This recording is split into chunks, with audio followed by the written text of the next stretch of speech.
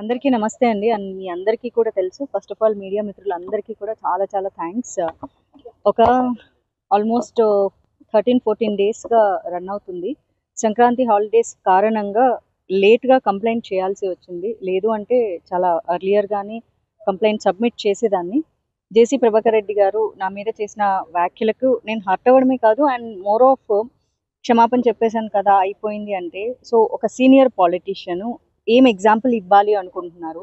So అమ్మాయిలని abuse చేసేసి booth words and మళ్ళీ ఒక సారీ చెప్పేస్తే ఈ రోజు నేను రేపు పొద్దున ఇంకొకళ్ళు సో ఫర్దర్ జనరేషన్స్కి ఆడపిల్లలు పాలిటిక్స్లోకి వచ్చినా ఇంకో ఫీల్డ్లోకి వచ్చినా సో సీనియర్ పాలిటీషియన్స్ ఎలాంటి పదాలతోనైనా అబ్యూస్ చేయొచ్చు. సో ప్రజలని సక్రమ మార్గంలో పరిపాలించాల్సిన నాయకులే ఇలాంటి బూతు మాటలు మాట్లాడేసేసి మాకు సరదా వచ్చేసింది, వయసుతో వచ్చింది, లేకపోతే ఆవేశంలో వచ్చింది అంటే వాళ్ళ ఫాలోవర్స్ కూడా ఎస్ దిస్ ఈజ్ రైట్, తప్పేముంది అని కూడా అంటున్నారు. సో ఇదే వాళ్ళ ప్రజలందరికీ నేర్పిస్తున్నారు. రేపొద్దున ఇంకొకరు కూడా అంటారు.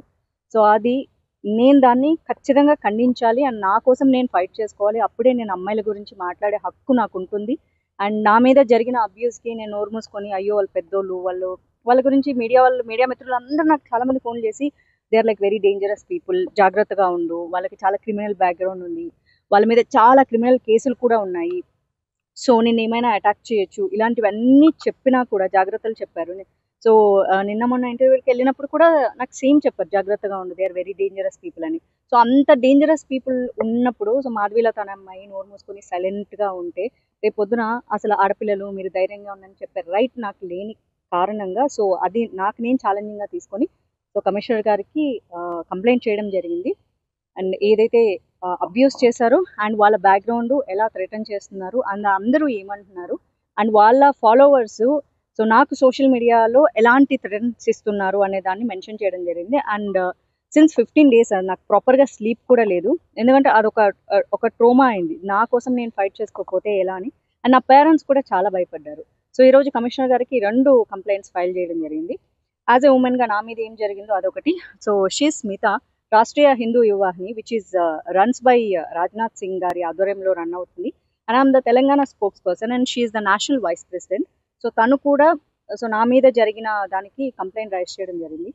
సో ఒక స్ట్రాంగ్గా అన్ని వైపుల నుంచి కూడా నేను ఉమెన్ కమిషన్కి కంప్లైంట్ ఇచ్చా, హ్యూమన్ రైట్స్కి ఇచ్చా అండ్ ఇప్పుడు కమిషనర్కి ఇచ్చా అండ్ ఇప్పుడు పోలీస్ కంప్లైంట్ ఎఫ్ఐఆర్ ఫైల్ చేయబోతున్నాను. సో నెక్స్ట్ స్టెప్ అదే, ఒకసారి మిమ్మల్ని అడ్రస్ చేద్దామని చెప్పి వచ్చాను. ఏమీ మెన్షన్ చేయలేదు, వీడియో ప్రూఫ్ ఉంది కాబట్టి నేనేం వీడియో చేశాను, ఆయన ఎలాంటి పదాలు యూజ్ చేశారు అండ్ దానివల్ల నేను నా ఫ్యామిలీ ఎలాంటి ట్రోమాకి గురయ్యామో. ఎందుకంటే మా చుట్టాలందరూ కూడా ఫోన్ చేసి వాళ్ళు ఎంత డేంజరస్ పీపుల్ అని మా పేరెంట్స్కి చెప్పడం జరిగింది.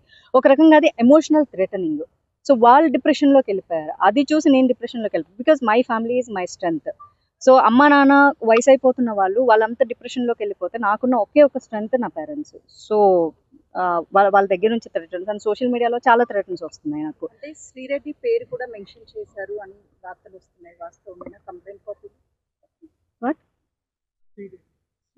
No nothing. It is all about me అండి. మీకు కంప్లైంట్ కాపీ నేను ఇస్తాను. It is all about me.